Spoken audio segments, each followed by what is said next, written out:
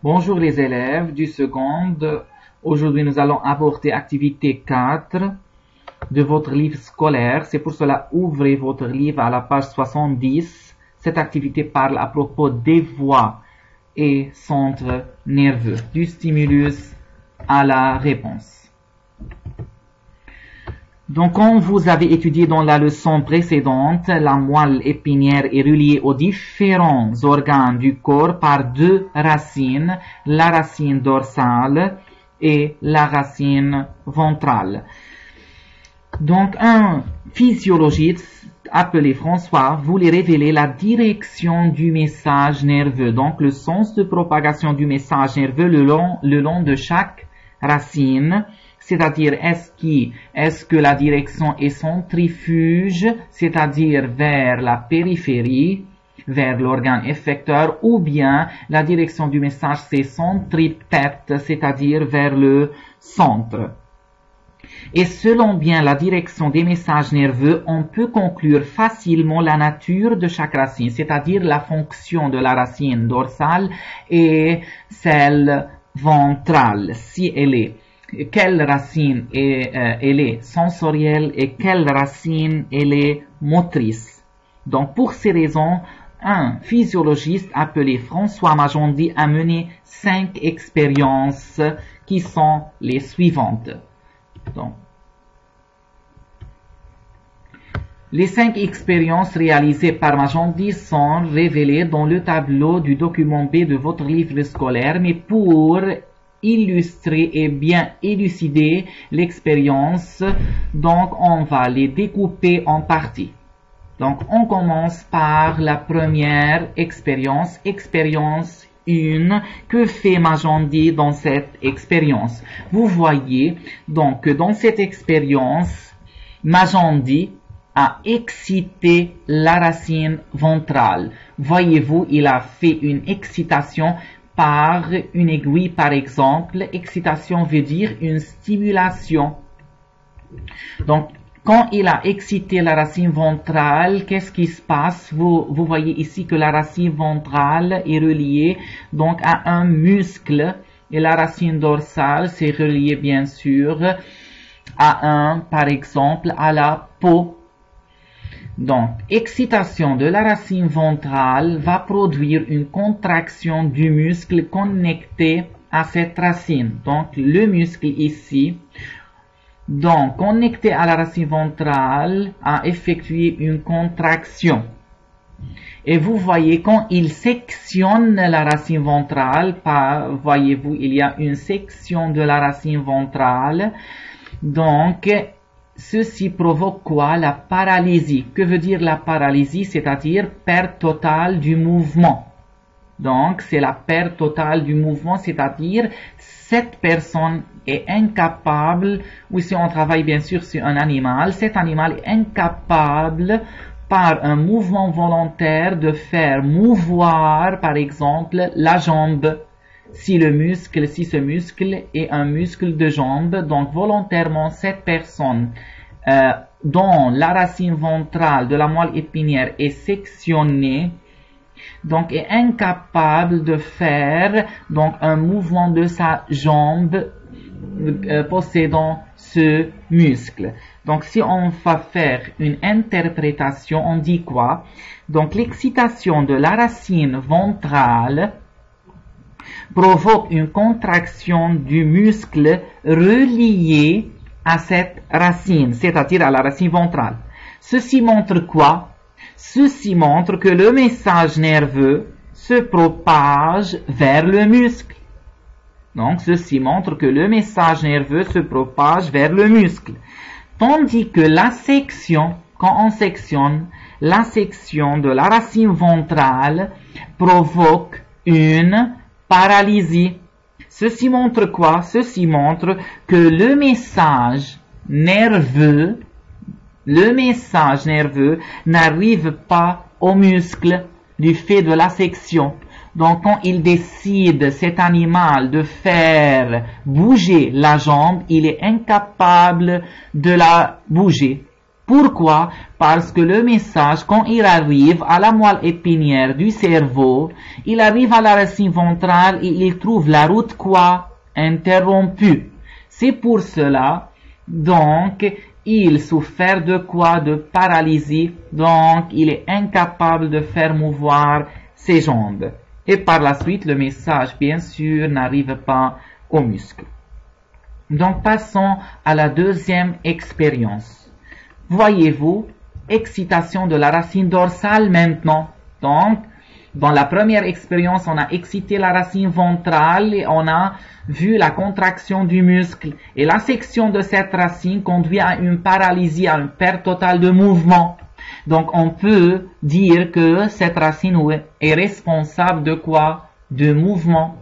Par contre, l'excitation de la racine dorsale, ici, si on excite la racine dorsale du nerf rachidien, provoque quoi? Une sensation de douleur.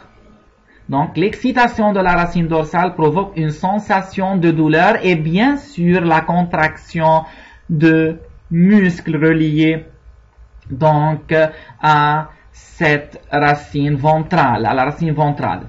Donc, la sensation de douleur donc illustre que cette racine est responsable du transport des messages sensitifs. Donc, du message sensitif. Maintenant, si on sectionne la racine dorsale, qu'est-ce qui se passe alors? Donc, si on coupe cette racine dorsale, donc, ceci provoque une perte totale de la sensation. Que veut dire ça? Donc, si on touche, par exemple, la peau de cet animal, la peau de la jambe, par exemple, de cet animal, par une pince, donc une pince ou une aiguille, donc cet animal ne ressent pas aucune douleur. Ne ressent pas aucune douleur. Donc, une fois la racine dorsale est sectionnée, toute sensation est perdue chez cet animal. Donc, on peut dire que cette racine est quoi? Conduit un message qui est sensoriel. Donc, le message on peut conclure que le message, du fait de la section de cette racine, est incapable de parvenir à la moelle épinière. Donc, n'arrive pas à la moelle épinière. Et de l'excitation de la racine dorsale, on peut dire que le message arrive à la moelle épinière. Donc, si on va faire une interprétation de cette expérience, que vous savez que l'interprétation, c'est analyse avec ceci, montre, c'est-à-dire une signification. Donc, on peut dire que l'excitation de la racine dorsale provoque une sensation de douleur. Ceci montre que le message nerveux se propage vers la moelle épinière, tandis que la section de la racine dorsale conduit à une perte totale de la sensation. Ceci montre que le message nerveux n'arrive pas à la moelle épinière. Donc, c'est clair maintenant que la racine dorsale joue un rôle, une fonction sensitive, alors que la racine ventrale joue une fonction quoi? Motrice. C'est-à-dire, on dit motrice, c'est-à-dire responsable des mouvements. Maintenant, passons à l'expérience 3. Que fait Magendie dans cette expérience? Vous voyez, Magendie a fait une excitation de la partie centrale de la racine ventrale. Que veut dire ça? Donc, Magendie a sectionné la racine ventrale. Donc, en sectionnant la racine ventrale, vous avez le bout central au niveau de la section et le bout périphérique. Le bout central, c'est le bout relié au centre nerveux, c'est-à-dire à la moelle épinière. Et le bout, ou la partie périphérique, le bout périphérique, ce qui est relié à la périphérie, c'est-à-dire à l'organe effecteur qui est ici le muscle. Voilà, donc on a au niveau de la section un bout central qui est ici, relié au centre, et un bout périphérique qui est ici, qui est relié à la périphérie, c'est-à-dire à l'organe effecteur. Donc lorsque Magendie a fait une excitation du bout central de la racine ventrale sectionnée, ceci ne produit pas de réaction. Donc, il n'y a aucune réaction en excitant le bout central de la racine ventrale. Aucune réaction. Par contre, l'excitation de l'extrémité périphérique, c'est-à-dire du bout périphérique ici, provoque quoi? Provoque une contraction du muscle concerné, c'est-à-dire du muscle relié à cette racine ventrale. Donc, on peut dire quoi? Que la direction du message est quoi? Centrifuge, c'est-à-dire du centre vers l'organe effecteur, c'est-à-dire vers la périphérie. Pourquoi? Car l'excitation au bout central ne produit pas une réaction. Par contre, l'excitation au bout périphérique produit une réaction. Ça veut dire que le sens de propagation du message nerveux au niveau de la racine ventrale du sang et du centre vers la périphérie, donc une propagation centrifuge, c'est-à-dire vers la périphérie, vers l'extrémité. Donc, si on va faire analyse et interprétation, on dit que l'excitation du bout central de la racine ventrale sectionnée provoque une perte de réaction, ou on peut dire ne produit pas aucune réaction, aucune motricité, tandis que l'excitation de l'extrémité périphérique provoque une contraction du muscle concerné. Ceci montre quoi? Que le message nerveux se propage dans une direction centrifuge tout le long de la racine ventrale. Voilà. Que pouvez-vous conclure? Que cette racine a une fonction quoi? A une fonction motrice ou sensitive? Bien sûr, a une fonction motrice, car il provoque par son excitation à une contraction du muscle. Et par la suite, donc, passons à l'expérience 4. Donc, dans cette expérience, Magendie a fait quoi? A fait une section au niveau de la racine dorsale. Donc, c'est le bout central, alors, de la racine dorsale. C'est le bout central au niveau de la section qui est relié à la moelle épinière, et c'est le bout périphérique ou l'extrémité périphérique qui est relié donc au muscle ou à l'organe effecteur. Donc, quand il fait, Magendie, une excitation du bout central de la racine dorsale, donc, ceci produit quoi? Une sensation de douleur. Et bien sûr, il y a une réaction de la jambe, c'est-à-dire il y a un mouvement, contraction de muscle. Donc, l'intéressant, c'est il y a une sensation de quoi? De douleur. Par contre, l'excitation du bout périphérique de la racine dorsale ne produit pas aucune réaction. Ceci montre quoi? Ceci montre que au niveau de la racine dorsale, le sens de propagation du message nerveux est centripète, c'est-à-dire vers le centre, c'est-à-dire du récepteur vers le centre nerveux, n'est-ce pas? Du récepteur vers le centre nerveux. Et par la suite, la fonction de cette racine est quoi? Puisque cet animal a senti la douleur, donc cette racine est une racine quoi? Est une racine sensitive, c'est-à-dire qui n'est pas motrice et responsable de la sensation. Si on va faire une interprétation de cette expérience, on dit quoi? L'excitation du bout central de la racine dorsale sectionnée provoque une sensation de douleur, tandis que l'excitation de l'extrémité périphérique ne conduit pas à aucune réaction. Ceci montre quoi? Ceci montre que le message nerveux se propage dans une direction quoi? Dans une direction centripète, c'est-à-dire vers le centre, ou dans la racine dorsale. Donc, en conclusion, on dit que la racine dorsale possède une fonction quoi? Une fonction sensitive.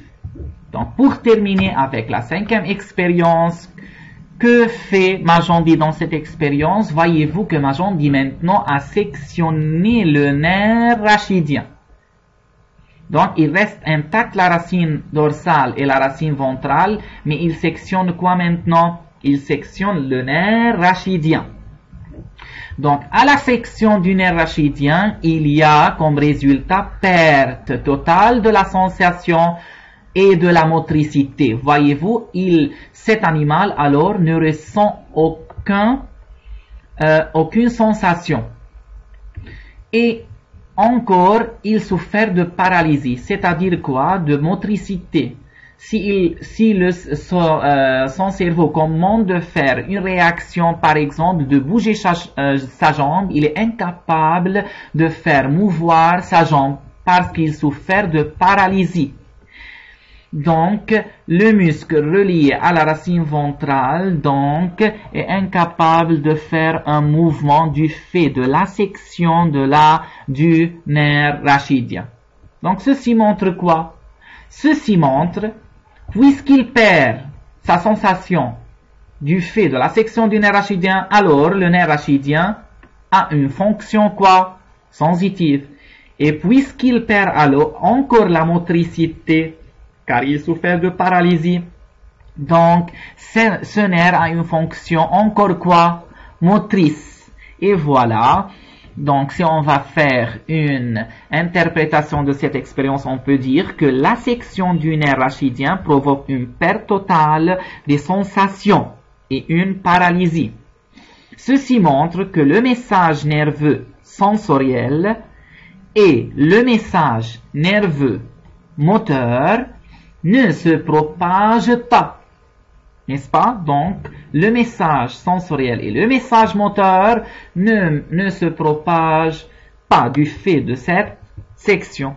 Donc, on peut conclure quoi à propos de la fonction de ce nerf? Le nerf a une fonction quoi?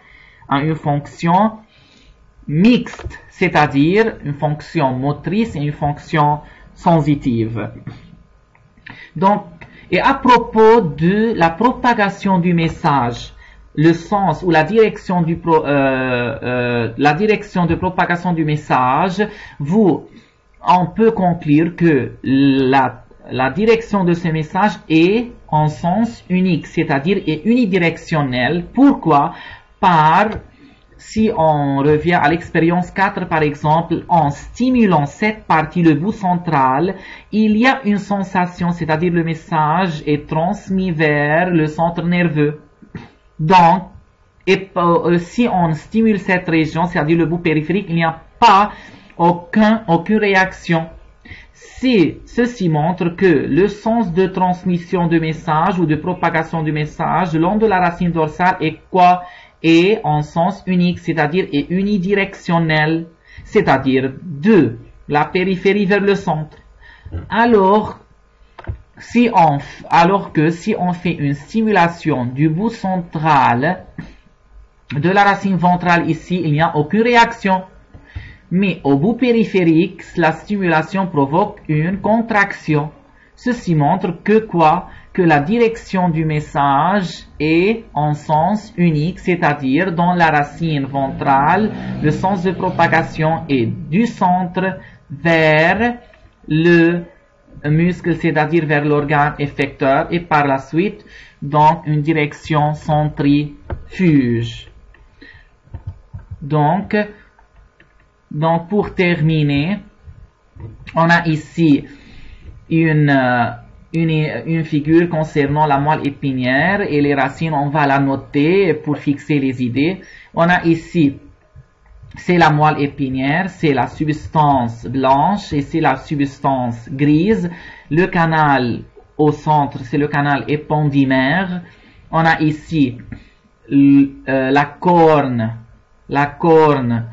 antérieure, alors que cette corne est la corne postérieure. C'est la face dorsale de la moelle épinière, alors que c'est la face ventrale de la moelle épinière. C'est la racine dorsale, donc le ganglion spinal sur la route de la racine bien sûr dorsale.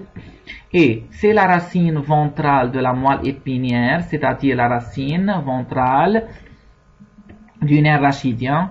Et ici, on a le nerf rachidien qui se bifurque en racine dorsale et racine ventrale. C'est l'organe effecteur, le muscle, et c'est l'organe sensoriel, c'est-à-dire le récepteur qui reçoit l'information, le stimulus. Merci pour votre attention. J'espère que vous avez bien compris. Si vous avez des questions, n'hésitez pas de me contacter sur eSchool. Et à bientôt.